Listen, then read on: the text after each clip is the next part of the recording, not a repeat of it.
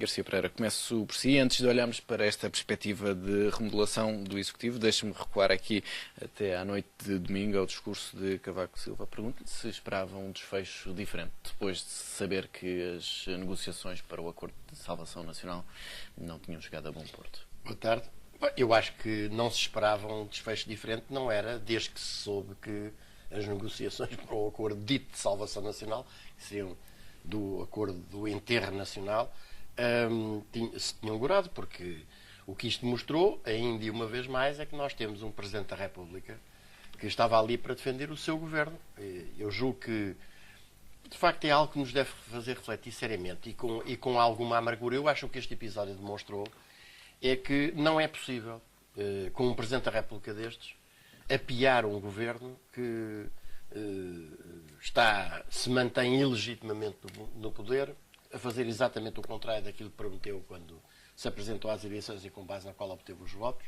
Estava e está completamente desmascarado e isolado, mas desde que o Presidente da República assume esse governo como o seu, de facto, fecham-se todas as portas para ser possível afastar dirigentes políticos que não merecem o mandato que dizem estar a exercer. E portanto, aqui, mais do que nunca... A ameaça que Cavaco Silva fez no discurso, dizendo que não abdicava dos poderes de que dispõe, é, nessa perspectiva, uma questão de retórica? Não, evidentemente, todo aquele discurso visa encobrir uma coisa que foi procurar reforçar a legitimidade política do governo que ele sempre quis que estivesse em funções. E, portanto, eu penso que mais do que nunca aquele ponto da Comuna de Paris, que designadamente o meu partido tem sempre defendido em todas as eleições e que durante muito tempo foi até quase, não só desprezado, como até quase ironizado, hoje as pessoas veem a importância que era a de um mandato ser um mandato livremente revogável a qualquer momento por aqueles que o conferiram quando verificam que os mandatários estão completamente a afastar do exercício desse pleno mandato. Portanto, a primeira conclusão que eu tiro daí é essa. A segunda é que nós vamos ter, pelos desejos do Presidente, vamos ter mais 2 anos de aplicação de medidas violentíssimas, medidas que ninguém se atreve a falar sobre elas agora, mas de facto um corte na situação em que o país está de 4 mil e qualquer coisa milhões de euros por ano, num país que está completamente, digamos, nas vascas da agonia, é de uma violência completamente atroz. E o terceiro ponto que eu julgo que merece ser salientado é que o Partido Socialista, ou melhor, o seu seguro, que é uma coisa diferente, devemos distinguir aquilo que é hoje a direção do Partido Socialista daquilo que é a massa dos seus apoiantes, e eu não confundo uma coisa com outra, mas o seu seguro teve a um passo de chegar a acordo. E cada vez que passam mais dias, vamos tendo cada vez mais pormenores, isto é, seguro esteve a um passo mesmo. Isso não é a posição de alguns setores do seu próprio partido, inclusivamente a ameaçarem, como fez Mário Soares, com a possibilidade de uma cisão. Ele tinha mesmo chegado a acordo, para um acordo de salvação nacional, que é uma declaração de guerra a quem vive do seu trabalho aqui em Portugal. Mas António José Seguro não acha que é uma das figuras que sai de todo este processo mais fragilizado? Eu acho que sai tudo fragilizado, sob esse ponto de vista, do ponto de vista da sua credibilidade, eu acho que sai tudo fragilizado. António José Seguro também, porque o que devia ter dito é não há cá conversações nenhumas. Acordos de salvação nacional sob iniciativa presidencial é uma coisa que não existe face à Constituição portuguesa. Portanto, se de facto está a haver um não funcionamento adequado das instituições democráticas, aquilo que deve existir é aquilo que a Constituição prevê.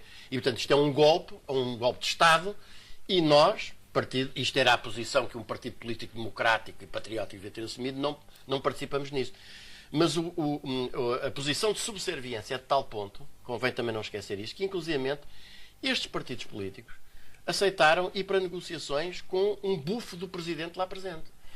Quer dizer, como é que é possível partidos políticos que se pretendem maiores e vacinados, correspondendo a um apelo, que eu acho que não é apelo nenhum, que é uma ameaça de um golpe de Estado institucional puro e duro, aceitam ir para negociações com um indivíduo nomeado pelo Presidente da República para vigiar como é que as negociações estão a correr. Isto mostra bem como esta direção do PS não tem nada a ver com os interesses do povo e realmente não tem nada de substancialmente diferente.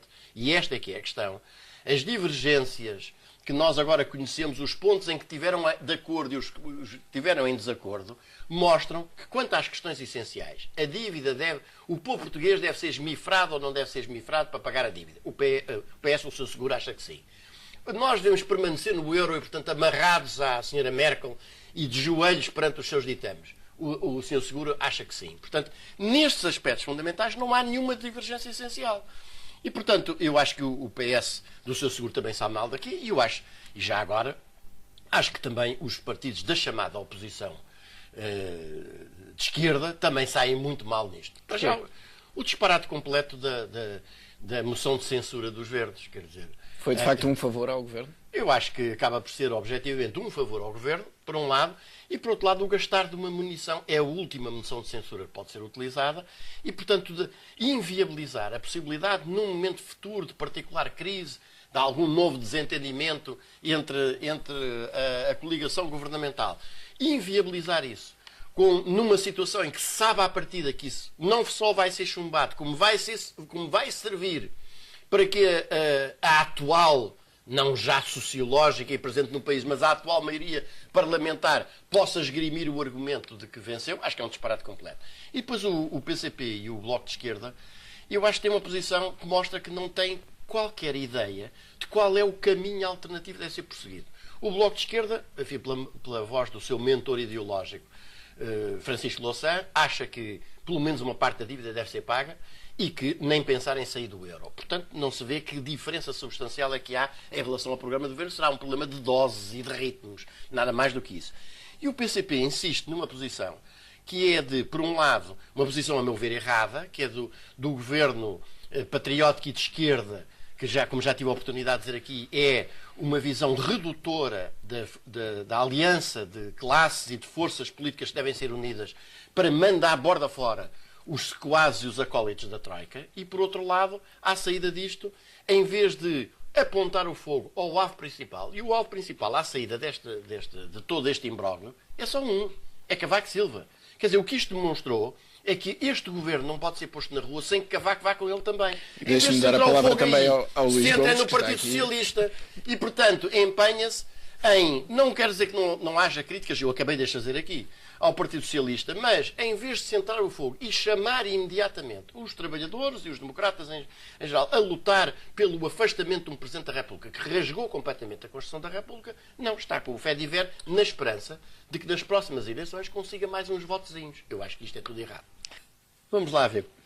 Mudando as figuras todas do governo, mas mantendo-se a situação que existe, a política é exatamente a mesma, esta é a questão. Quer dizer, acho que é completamente secundário. Estamos a discutir, embora possamos assinalar, a Sra. Ministra das Finanças atual foi, digamos, nomeada no início da onda deste processo destes últimos 10 dias. É uma senhora que está metida na questão das swaps até à ponta dos cabelos, não só por interveniente direto enquanto diretora financeira da Refer, como por ter faltado à verdade no Parlamento quando disse que não sabia de nada relativamente aos swaps e cada dia que passa se fica a saber que sabia mais.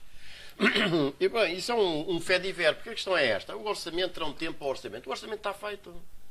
Quer dizer, se nós aceitarmos a lógica do pagamento da dívida, se nós aceitarmos a lógica da integração no euro, o orçamento já está feito neste momento. E, portanto, qualquer que seja o Governo, qualquer que seja o Ministro das Finanças, qualquer que seja o Ministro da Economia ou de outro setor qualquer. E, portanto, eu acho que o que é importante assinalar aqui é que é uma ilusão que alguns sustentarão por ingenuidade, outros por má fé, pura e simples. Pensar que pode haver austeridade, ou melhor, pode haver desenvolvimento, pode haver crescimento com austeridade. São duas coisas que se excluem. Para o ano, basta fazer contas, para o ano há qualquer coisa como 10 mil milhões de euros para pagar de juros e há qualquer coisa como 14 mil milhões de empréstimos para liquidar. Está a 24 mil milhões de euros. Isto é qualquer coisa como 17% do PIB. Onde é que um país que está na situação em que o nosso está tem possibilidade de pagar esta dívida? Portanto, aquilo que Cavaco fez... tem a ver com a herança que este governo Luís Gomes. E que agravou. Aliás, o golpe que Cavaco tenta levar a cabo também passa por amarrar o país a uma solução que não se esgotava numa legislatura ou em duas ou três, porque é uma solução para amarrar o país durante décadas ao pagamento desta dívida. Portanto, o primeiro ponto a assinalar aqui que me parece importante é que não há crescimento com austeridade.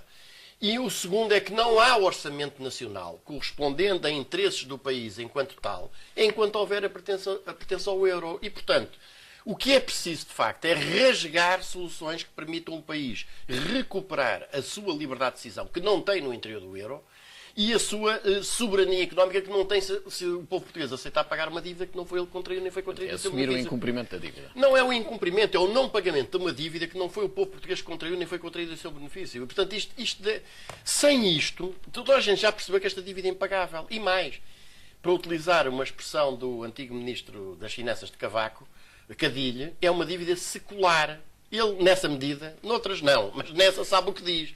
Mostra bem que isto é como a anterior dívida que levou a qualquer coisa como 117 anos a pagar. Terminou de ser paga com o governo de Guterres. E, portanto, este ponto parece-me absolutamente essencial. Eu acho que aquilo que agora se abre na sequência desta situação que se criou é, mais do que nunca, a questão do não pagamos a dívida, a questão da saída do euro e governo para a rua e Cavaco para a rua, porque sem Cavaco na rua já se percebeu que o governo não vai. Que, de facto, se as bases do Partido Socialista querem uma política diferente daquela que tem sido seguida até agora, a primeira tarefa que têm de desempenhar é correr com seguro.